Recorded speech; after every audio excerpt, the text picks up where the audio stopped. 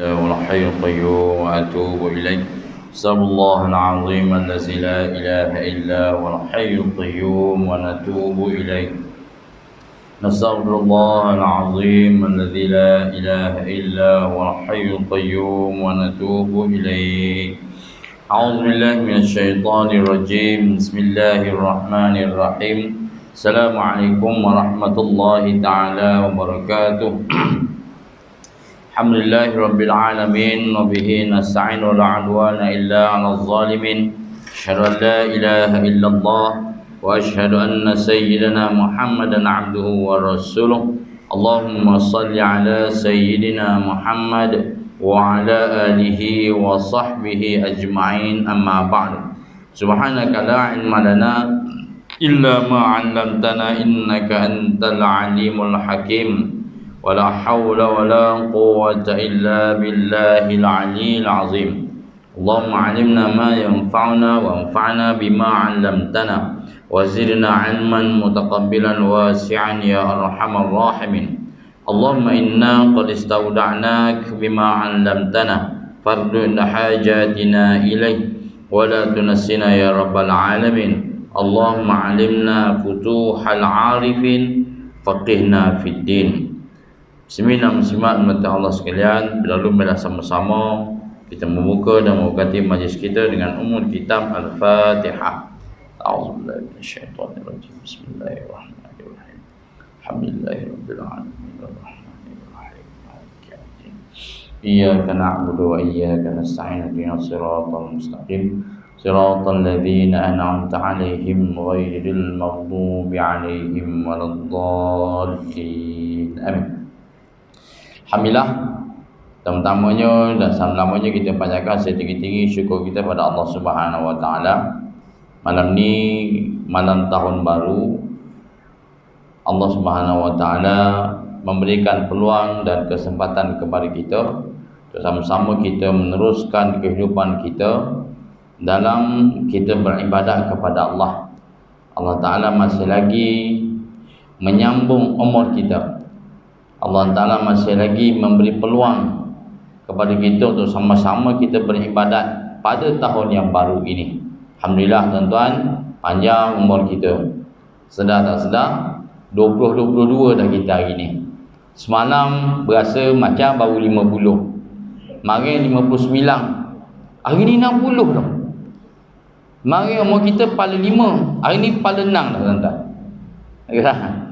Mari umur kita baru 55, berasa muda lagi. Hari ni dah 56. Nah, jadi ke mana-mana pun kita perlu muhasabah diri. Masuk tahun baru, sinonim kita dengan azam baru. Dah, sinonim kita dengan nak melakukan perubahan pada tahun yang baru. Tapi kita berazam hok ni hok 3 tahun lepas dah berubah-ubah kita. Kan? Ini satu kelemahan pada kita lah. Jadi satulah tuan-tuan, tahun baru ini dengan suasana yang mencabar. Kita dah masuk tahun yang ketiga. Tahun yang ketiga kita berada dalam pandemik COVID-19. Hari ini keluar satu statement daripada Menteri nak menangguhkan semua perjalanan umrah kerana apa? Varian Omicron dah mengganas di Saudi. Pandai pun lok dia pilih orang buat umrah. Kan? Orang duk konsert kat Riyadh tu buat apa dah kena? Kecoh tu menteri ni. Macam-macam tuan-tuan. Allah Rabbi. Orang di stadium tu tak ada cek-cek pun. Penjarakan sosial mai surah ni. Tak boleh pula. Kena jarak juga kan. Marah pula orang yang gini. Cakap macam gini. Tapi realiti gitu tuan-tuan. Suka ke kita, tak suka ke kita, itulah realiti yang terpaksa kita hadapi. Sebab itulah 2022 ni lagi panjang, ataupun kita kata lagi semakin hampir kita dengan penghujung zaman.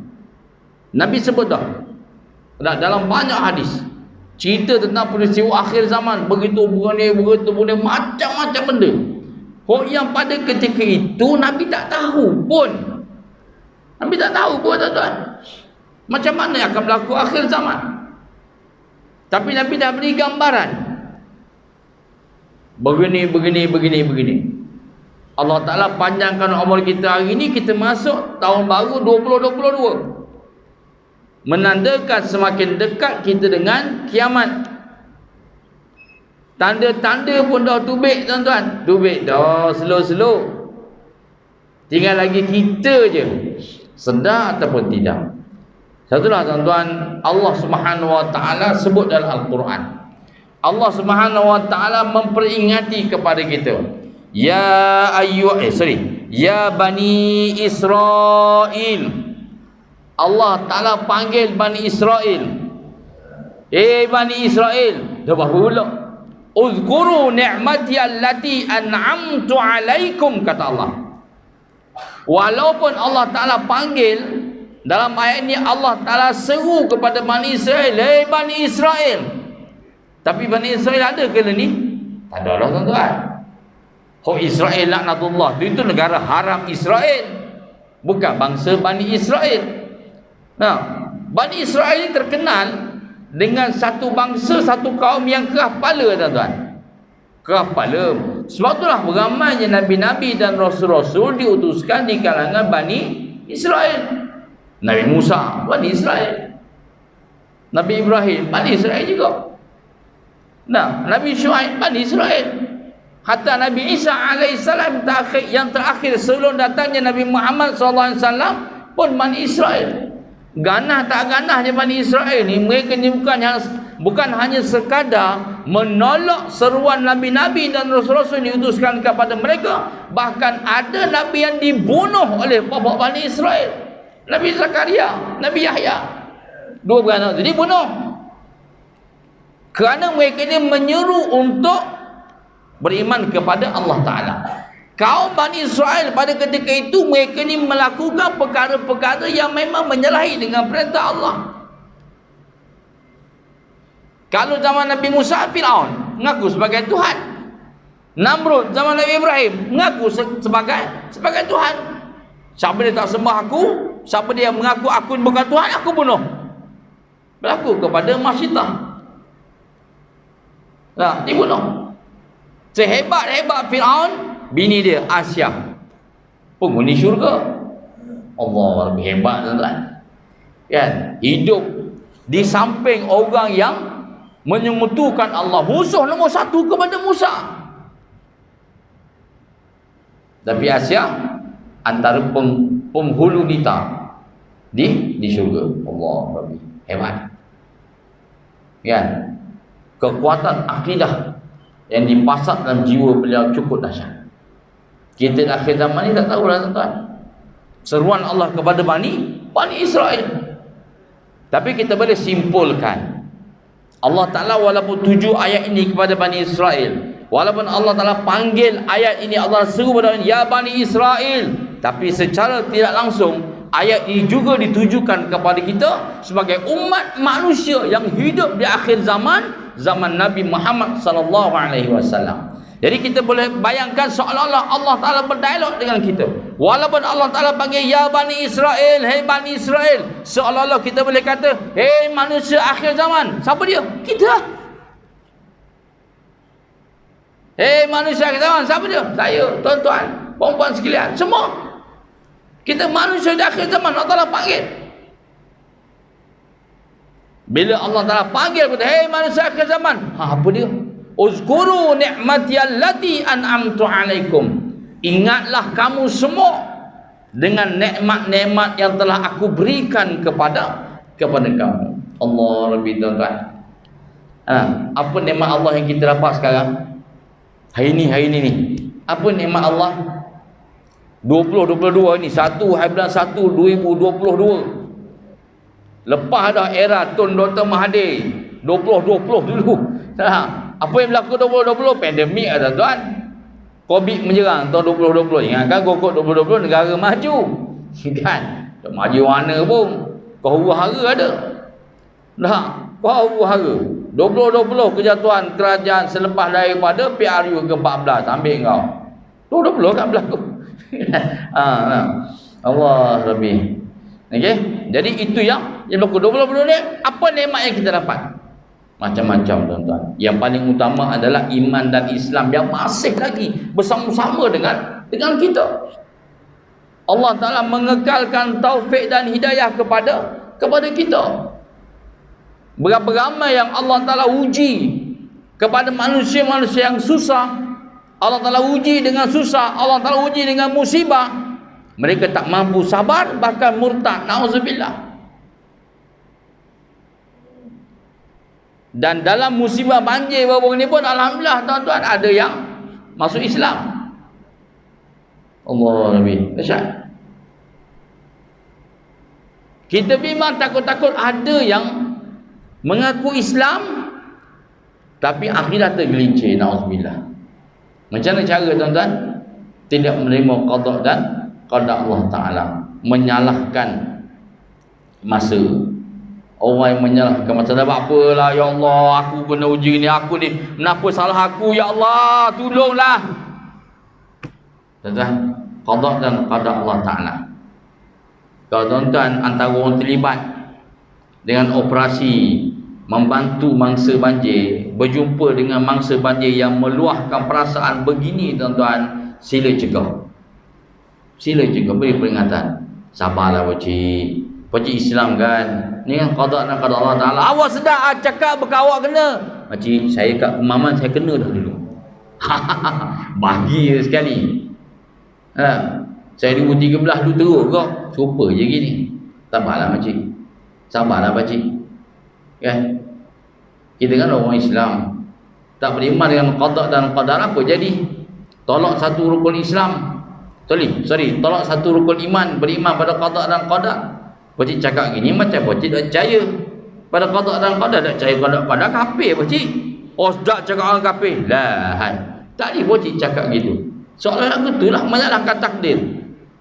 Nah, dia kata pada Allah zalim, berat gitu. Nah, tak terima dengan ujian yang Allah Ta'ala berikan, sabarlah. Hal ni yang dikatakan bila uji dengan susah, ramai orang mampu sabar. Tapi tidak mustahil ada yang diuji dengan susah, tak mampu sabar, akhirnya kufur pada Allah Ta'ala. Na'udzubillah. Kan? Kerana diuji dengan susah.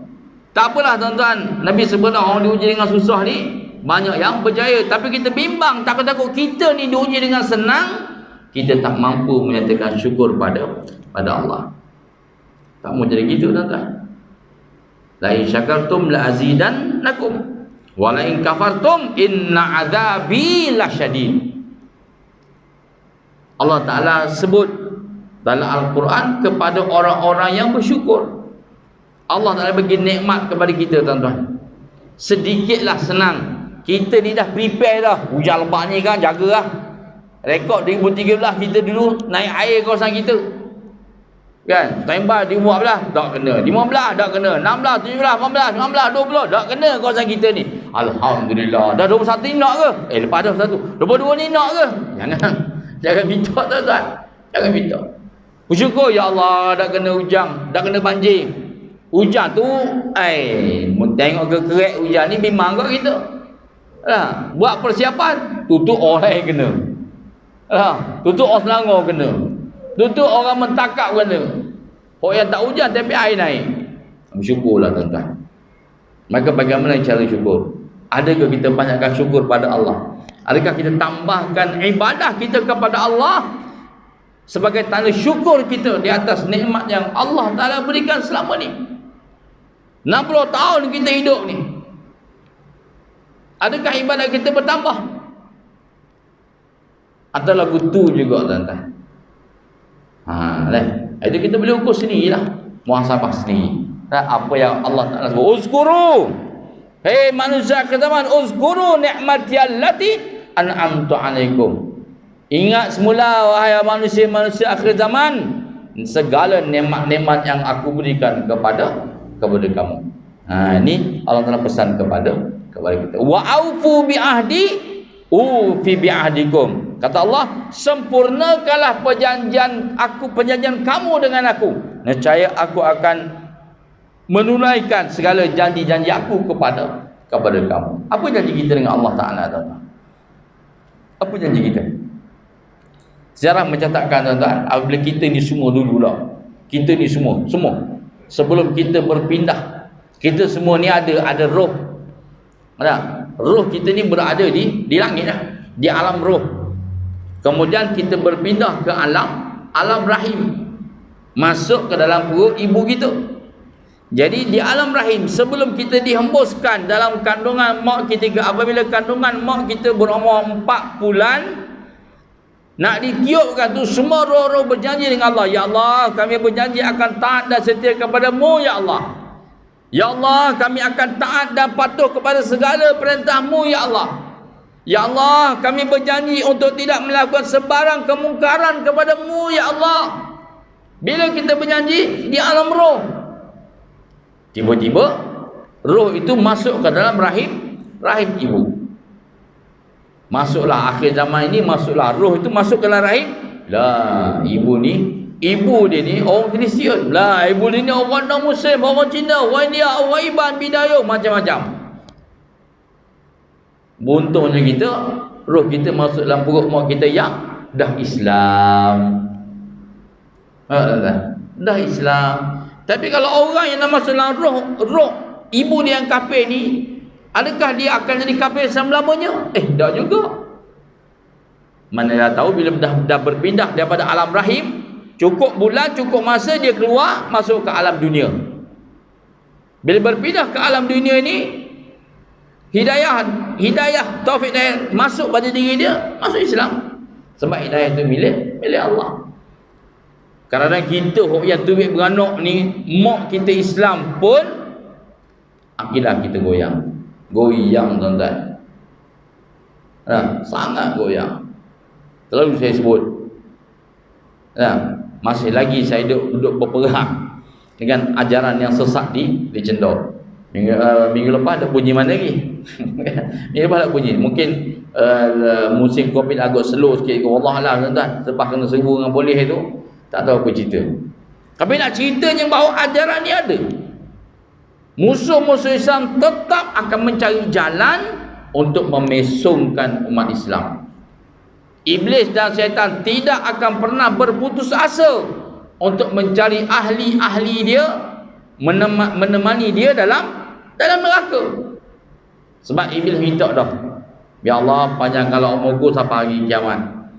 3 mana Iblis disuruh sujud kepada Adam, tapi Iblis tak nak sujud. Aba wastakbara wa kana minal kafirin, kata Allah. Dia kerana kesombongan, takabur yang ada pada diri Iblis, maka dihambat daripada syurga, jadilah dia di kalangan orang-orang yang kafir. Bila dihambat, Iblis minta 2 permintaan. Ya Allah, panjangkan umurku sampai kiamat. Panjang umur Iblis sampai habis hari ini. Yang kedua, ya Allah, aku nak cari teman-teman aku dalam syurga. Allah kata boleh, tetapi dengan syarat kecuali hamba-hambaku yang bertakwa. Mana kita nak ni?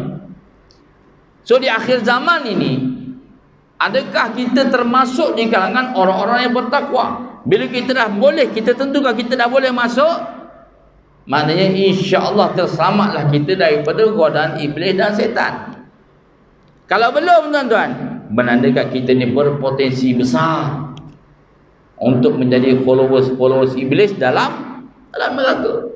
Walaupun kita ni beranak je tubik daripada mak kita, perut mak kita Islam lah kita. Ayah kita azan telinga kanan, iqamat di telinga kiri. Perkataan pertama kita dengar alhamdulillah, misi duk sambutnya kita tubik dulu. Bila 50 tahun dulu. Masa arwah mak kita beranakkan kita. 60 tahun dulu masa mak kita beranakkan kita. Arwah ayah ni memberikan kalimat-kalimat yang suci ke telinga kanan dan kiri kita. Naknya kita jadi baik, tuan-tuan. Tapi apa ramai yang berhalaga.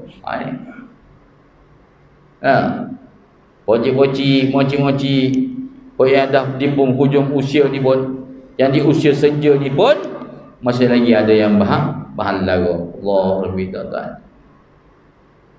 Satu kata hidayah milik Allah. Ini janji. Janji kita semua sebelum kita ditiupkan roh ke dalam rahim ibu kita. Bila kita dah berjanji lagu tu, kita dah hidup ni, kita dah sempurnakan janji kita dengan Allah. Maka pada ketika ini, bagi orang-orang yang bertakwa, nampak? Kalau kita dah berjanji, kita tunaikan janji kita pada Allah, kita ni dah termasuk di kalangan orang-orang yang bertakwa. Maka pada ketika ini, tuan-tuan, Allah Ta'ala akan tunaikan segala janji-janji dia kepada kita. Innallaha la yukhliful mi'ad. Sesungguhnya Allah Ta'ala tidak pernah sekali-kali memungkiri janji. Kan? Hal yang Allah sebut ni, alright? Sebagai peringatan kepada kita, muhasabah kepada kita semua di awal tahun baru ini. Biarlah kita sentiasa, umur kita ni tuan-tuan, bukan bertambah tahun-tahun, hari-hari bertambah. Imam Ghazali pun sebut dalam Ihya Ulumuddin, sentiasa kita muhasabah sebelum tidur. Saya sebut banyak kali dah. Tiap-tiap hari kena muhasabah diri, tuan-tuan, bukan tiap-tiap tahun, tiap-tiap hari. Jadi bila kita dah sentiasa muhasabah, kita tahulah banyaknya dosa aku hari ni. Jadi bila kita muhasabah, takkan kita sebut saja tanpa ada tindakan. Dah kena, dah tahu kita banyak dosa, banyaklah taubat, berazam sungguh-sungguh kita perbaiki diri. Moga-moga kita tidak terjerumus ke dalam dosa yang sama esok-esok hari. Jatuh juga, taubat semula, tuan-tuan. Allah Ta'ala tidak pernah menzalimi hamba-hambanya. Bagi yang masuk neraka, dia menzalimi diri mereka sendiri. Pilihan pada kita, tuan-tuan. Pilihan atas kita. Nampak tak? Ini janji Allah. Janji kita pada Allah perlu kita tunaikan. Maka Allah kata, mu buat, insyaAllah aku juga akan tunaikan janji aku padamu. Wa iyaya farhabun, kata Allah, dan kepada aku sahajalah hendaknya kamu merasa takut. Jangan kamu takut pada makhluk-makhluk aku yang lain. Allah Ta'ala sebut ayat ni, tuan-tuan, dalam suratul Baqarah ayat yang ke-40. Dalam muka surat 5, awal-awal surah Baqarah. Dalam muka surat 5. Dan muka surat 7. Perasan atau tidak, dalam muka surat yang sama Allah Ta'ala ulang sekali lagi. Ya Bani Israel, uzkuru ni'mati allati an'amtu alaikum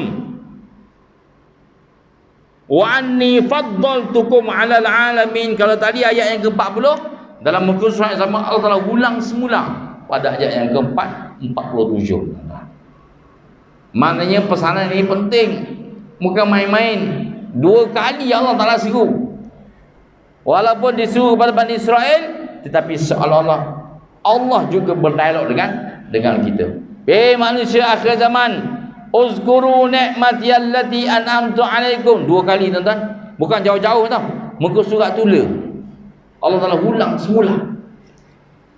Peri pentingnya pesanan ini kepada kita semua sebagai manusia di akhir zaman. Allah, tuan-tuan, kita hidup di akhir zaman ni macam-macam benda, tuan-tuan. Macam-macam benda yang menguji, menggugat akidah kita. Lepas tu kita kena faham betul-betul asas akidah, fahaman Islam yang ada pada kita, kena pasak sungguh-sungguh. Biar kuat asas akidah kita. Jangan goyang. Marilah air banjir ke marilah ribut topang kuat ni, sehari 2 ni angin kuat, mari hujan, mari angin, lalu malangnya air pasang besar, kan? Marilah air pasang, ribut topang apa benda pun, akidah kita tetap kukuh, tak goyang sikit habuk. Okey, tuan-tuan, alhamdulillah kita faham. Generasi kita, anak cucu kita okey ke tak? Dia orang ni mampu faham tak macam yang kita faham? Anak-anak kita yang setengah membesar, anak-anak kita yang dah berkahwin, dah ada anak pun, kita umur 60, anak kita umur 35, contoh kan. Dah bercucu dah pun kita. Anak kita faham ke tak? Dan anak kita ni berperanan tak beri faham kepada anak dia, cucu kita lah. Adakah kita jamin mereka ini faham seperti mana kita faham sekarang ketika mana kita umur 60 ini? Bolehkah kita jamin mereka ini faham asas akidah itu 30 tahun akan datang? Cucu kita 40 tahun akan datang. Boleh faham ke tak? Cucu kita kecil baru 10 tahun. Kan? Dalam suasana serba moden hari ini pun kita dah terasa bimbang. Tuan-tuan, 40 tahun akan datang. Macam mana? Okey ke tak? Makin mampu ke tak? Ataupun goyang? Allah. Ini satu perkara yang perlu kita faham dan perlu kita sedar. Cabaran untuk kita hidup di akhir zaman ini dengan akidah yang benar, dengan amalan yang kuat, itulah sebenarnya yang mampu untuk menyelamatkan kita daripada fitnatul dajjal yang akan timbul pada akhir zaman nanti. Kalau kita ditakdirkan bertemu dengan dajjal laknatullah, kita bertemu dengan suasana yang fitnah yang cukup mencabar, perlu ada kekuatan pada diri kita. Maka asas akidah itu adalah satu perkara yang penting untuk kita insya-Allah menjamin kita bertemu dengan suasana ini, bertemu dengan dajjal, akidah kita tak goyang. Akidah kita tak lari. Biarpun kita diuji dengan pelbagai ujian dan cubaan, sebaik saja dajjal itu muncul nanti, tuan-tuan. Right? Itu sedikit mukadimah kita lah. Untuk kita ingat di awal-awal tahun ini supaya kita sentiasa bermuhasabah. Moga-moga Allah Subhanahu wa taala menyelamatkan kita, memberikan redha-Nya kepada kita dunia dan akhirat insya-Allah. Tuan-tuan mata Allah sekalian, insya-Allah kita akan sambung semula perbincangan kita yang sebenarnya dalam hadis yang membicarakan tentang akhlak Nabi, tentang sifat Nabi dalam hadis yang ke-34. Qala sanifu rahimallahu taala wa nafa'ana fi 'ulumi fid darin amin ya rabbal alamin. Sifat Nabi yang ke-34 apa dia? Dalam tajuk, Nabi ni sebenarnya orang yang rajin bercucuk tanam. Nabi Ibrahim tanam, tuan-tuan. Tanam apa tak tahu, nanti kita baca. Tapi kalau jiwa kita yang suka menanam, sebenarnya kita memiliki sifat Nabi. Alhamdulillah. Tapi bukan syarat kena tanam durian, kena tanam pokok buah-buahan. Tak, tuan-tuan. Kalau kita nak nanam pokok-pokok bunga, ni musim-musim keladi ni, Allah Rabbi. Setahun ni musim Covid ni naik musim keladi, tuan-tuan. Saya bulan lepas kot berjalan dengan rumah, balik tengok ayah mentua lah di sini. Kebetulan kita pergi pekan lah. Pekan Pahang. Adalah expo flora dan fauna, kan? Saja lagi tengok. Kok ada keladi baru kan, ya? Tak masuk ke? Ya, jom masuk lah. Tengok ada 3 atau 4 kanopi yang jual keladi. Saya betul-betul tak sangka, tuan-tuan, ada satu keladi tu dalam pasu satu. Tahu berapa dia jual? 7,000. Hei, cik, biar betul keladi 7,000. Betul lah cik, 7,000 per satu. Tanyalah ada sepasu besar ni. Sepasu dekat besar ni lah pasu dia kan. Ini lah pasu besar ni. Ada yang nampak contek tu. Ni apa ni? Ni apa cik? Ni 700. Besar ni 700. Baik beli mah kata. Kita orang puan lah. Kan? Kalau beli 7,000 mah tu rasa boleh peluk dakak besar ni kot. 7,000. Dah. Tapi 7,000 ke pokok keladi orang satu je. Apa jenis keladi gini ni? Tapi tuan-tuan, rupa-rupanya kita tak tahu. Tak, memang trend masa tu. Jenis gitu tu. Saya tanya orang kata, jenis ada lah bang rumah. Ya ke? Macam tak ada? Ada, cuba tengok perhati kat rumah tu. Rupanya ada. Masa tu kita beli 10 riyal sepasu. 10 riyal sepasu tu. Ada ubi sikit naik lah sikit cetek ni. 10 riyal. Rupanya setelah setahun lebih, benda tu bayar 7,000. Besar. Naik nampaklah daun dia sikit. Gila kepala saya kata. 2,500 ada, 3,000 ada. Yang tak bodoh gitu je. Kan untuk belah kaca ke takut hilang. Macam gemah lah. Kan orang jual gemah ni, kau setopak ni 3,000. 1,500 subang tu 300 pun dalam sarang kaca. Ni kan pokok keladi tu 7,000 dulu gitu je. Kawalan 24 jam ni. Orang marita tu adalah dia orang tengok mana boleh balik punggung gitu kata. paling bunga takut hilang terpaksa tu. Alah, dalam datang tu 7,000. Allah Rabbi tuan, kejut kita. Tapi kalau orang dah minat, silakanlah, kita bukan larang. Jalanlah. Jadi pada kita ni, kalau orang perempuan suka bercucuk tanam, tengok bunga cantik, silakan. Kerana sifat bercucuk tanam ni juga ada sifat Nabi. Tapi kita ni kalau nak menanam, biarlah balik mudah, kan? Maksudnya benda yang boleh kita manfaatkan balik. Tapi sebenarnya pokok bunga ni manfaat juga, tuan-tuan. Hilang stres. Sungguh, tuan-tuan. Kalau tuan tak minat nak menanam bunga, cuba sama-sama tanam minat dengan orang rumah, kan? Belah-belah kalau dapat orang rumah minat bunga tu, alhamdulillah lah. Kita tengok bila dia siram pokok bunga tu, cuba kita hayati.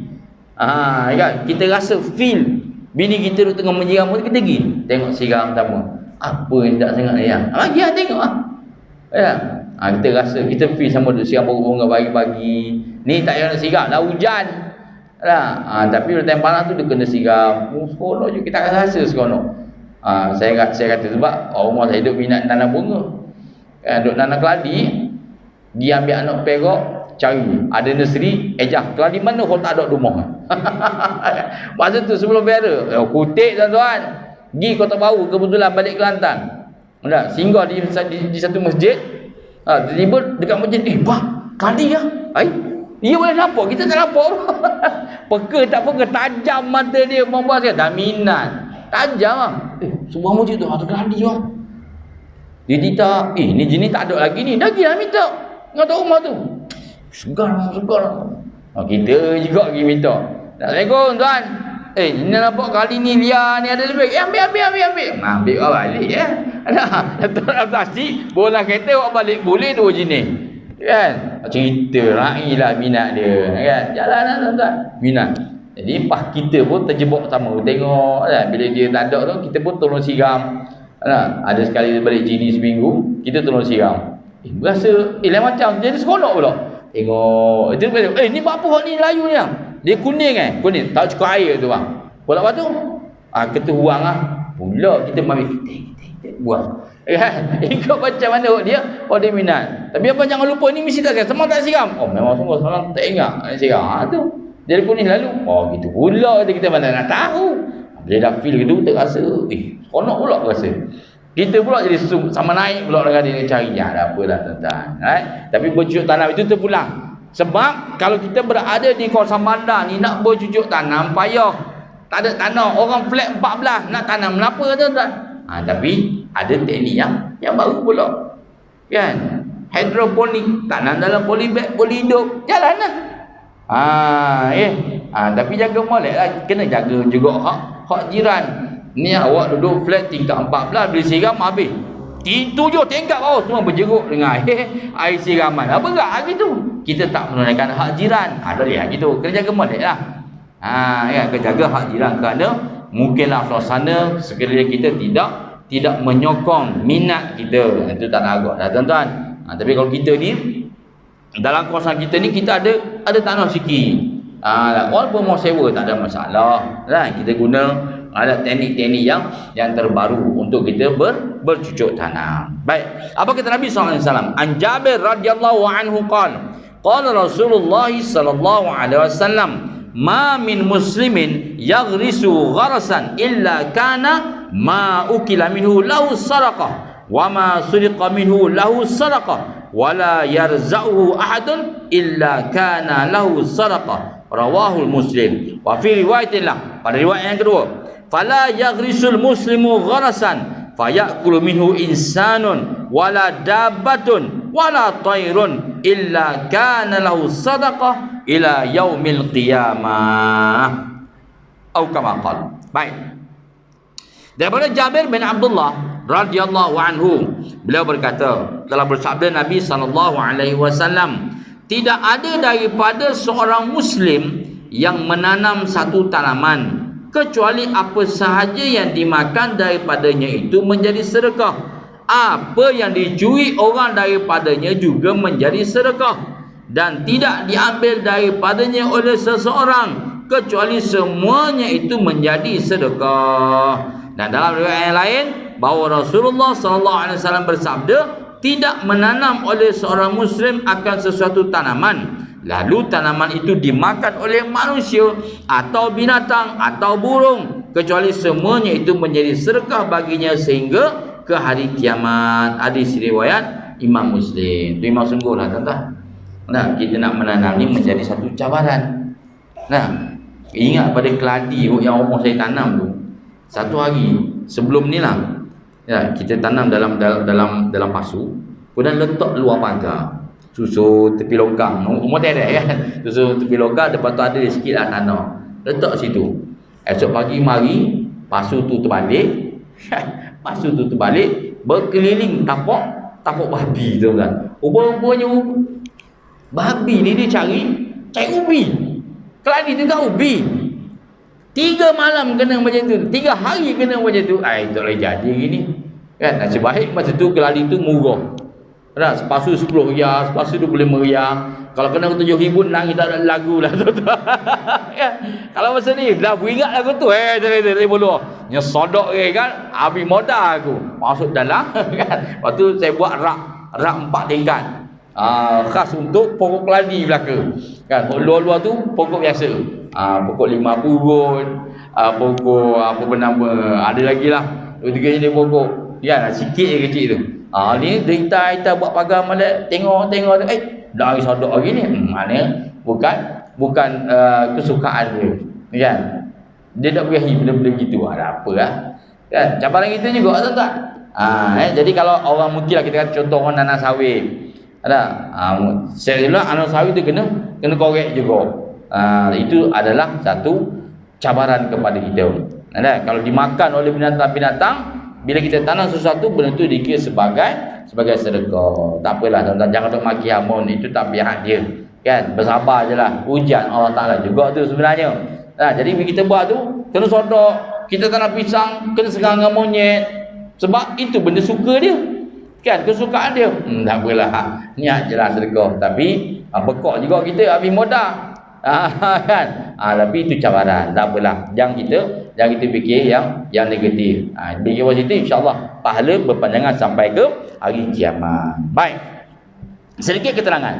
Bertani adalah salah satu antara usaha yang mudah dilaksanakan oleh setiap orang. Berjasa kepada bumi ini memberikan banyak kulangan. Dengan sedikit modal sudah boleh aktiviti dijalankan. Keperluan manusia kepada hasil pertanian tidak pernah putus. Artinya hasil pertanian ini akan mudah menembusi pasaran. Betul tuan-tuan? Cumanya biasa berlakulah dalam masyarakat, bila kita nak nanam satu benda ni, pastikan status tanah tersebut.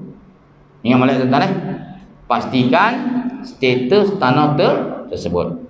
Jangan sampai kita tanam di atas tanah orang. Kalau kita nak tanam atas tanah orang, minta izin. Jangan kita bahang-bahang gitu je. Kata kerajaan tak apa.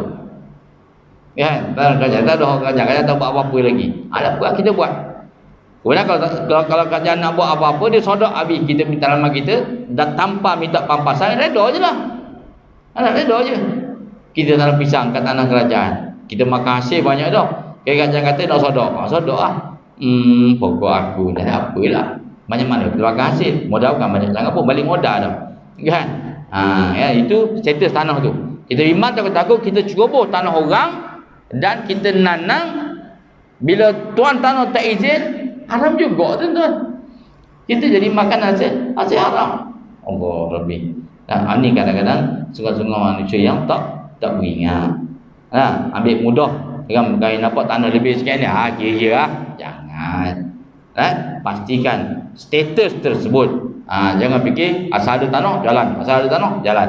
Tak boleh. Itu juga berkaitan dengan makan. Sebab kita nak makan, bila kita tanam pokok buah-buahan, kita nak makan. Hasil dia memang kita nak. Betul kita kena jaga molek tu. Dah. Baik.